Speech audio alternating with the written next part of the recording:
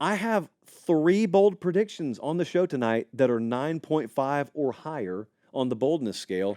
And you know the rule around here. If you make a prediction that's 9.5 higher on the boldness scale and it comes true, you get a chalice of supremacy. So there's a lot on the line in the next few minutes. Prediction number 1. This is from Arvada, Colorado.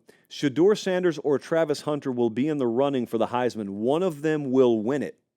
It wasn't going to be so bold until they said one of them will win it.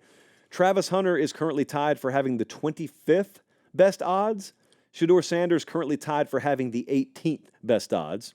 So they're in there, like they're in the picture. Only 4 non-quarterbacks since 2000 have won this thing, and only one of them was a wide receiver. That was Devontae Smith a few years ago.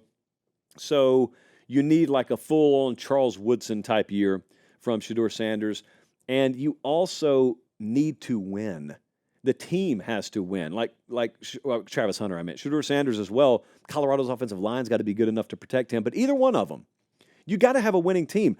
Jesse told me this earlier today, and I would not have known this because I don't pay attention to the Heisman a lot. There's only been one instance since 1998 of a dude winning the Heisman on a team that had less than 9 wins. And I think that was the Ricky Williams year at Texas. So they've got to win. They got to win a lot more than they're expected to win this year. This is a 9.5 on the boldness scale to me. Next up, another 9.5 here. Take the teams that won their conferences. I think all these won a conference. 1, 2, 3. Yeah, they all won their conference last year. So from Powder Springs, Georgia, Grant said all 4 2023 playoff teams will fail to make the playoff in 2024. So Michigan, minus 105 odds to make it right now. Washington, plus 880. So they're a long shot. Bama, plus 124. Texas, minus 230. Clearly, Washington making the playoff would be a minor miracle this year. But the other 3 are in the top 10 odds to make it, to win the whole thing, actually. So the other 3 are expected to be right in the mix. And you're telling me none of them make it? Michigan, Texas, Bama, all top 10 playoff championship odds. You're telling me none of them make it? None of them? And also, Texas and Michigan play each other this year in non-conference play. So think about week 2. Whichever team wins that, not only are they probably going to have a good year in conference, they'll have a massive out-of-conference feather in their cap.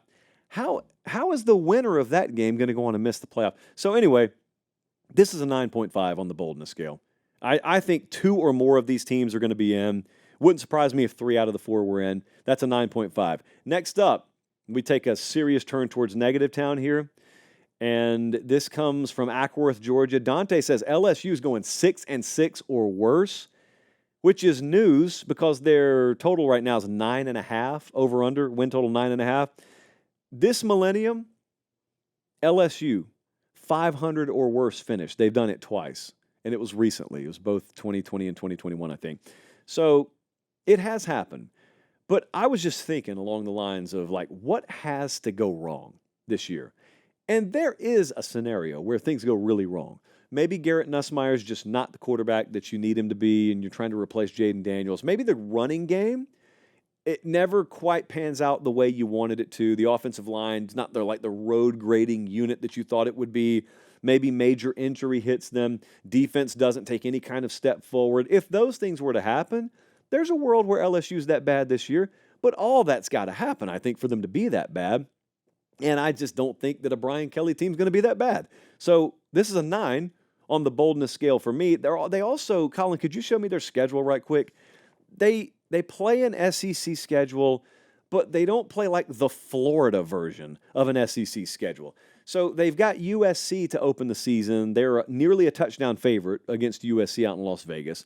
They've got Bama at home. They don't play Texas in the regular season. They don't play Georgia in the regular season. They got Ole Miss at home. So got Oklahoma at home at the end of the year. I keep forgetting about that.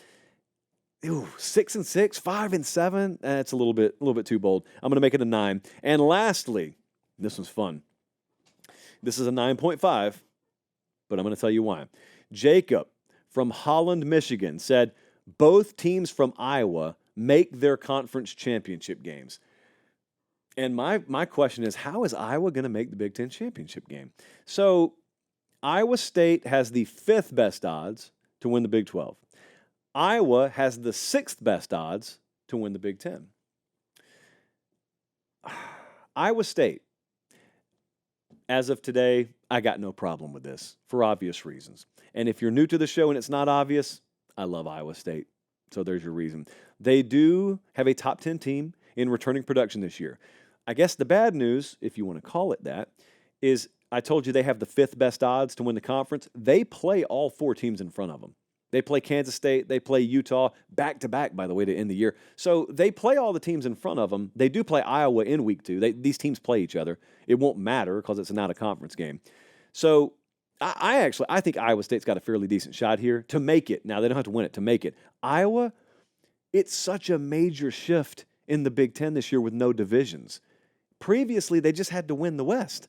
Now they've got to legitimately be one of the 2 best teams in the conference, and they've got Ohio State, they got Michigan, they got Oregon out there.